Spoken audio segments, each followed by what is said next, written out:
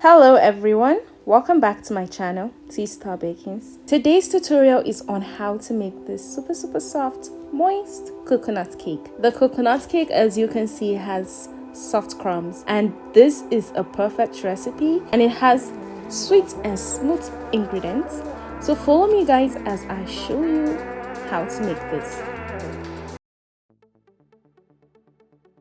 First and foremost, like we all know, we need to mix in together our dry ingredients, which is the flour, the baking powder, the corn flour. Anything dry, this is the point you're gonna add it. If it's dry, then you're adding it here. Add it in and then mix them together.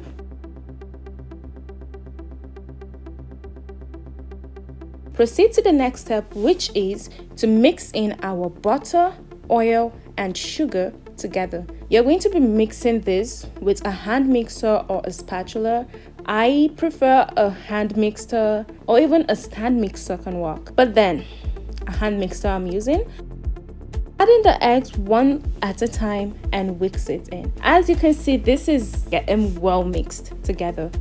Guys, if this is your first time on my channel, please subscribe before moving any further, because I am serving it hot in here. I am giving you the best recipes that I have and I use. So please do subscribe to this channel if this is your first time, and also please do give this video a thumbs up. I would really appreciate that. Make sure you scrape the sides to bring in all those butter stuck at the sides of the bowl together. As you're doing this, you proceed to add your milk. You're adding half of the needed milk and also proceeding to add half of the dry mixed ingredients.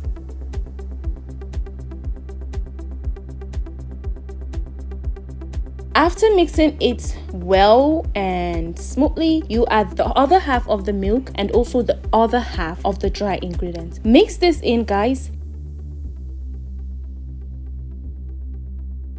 And also do not forget to add in your flavor. This is the time to add in your flavor. Since we're doing a coconut cake, I am adding a coconut flavor. You can add almond flavor if you do not find coconut flavor at your side. And then also do not forget to add in your desiccated coconut or shredded coconut or any form of coconut. This is a fresh coconut I used. I blended it and it gave me this.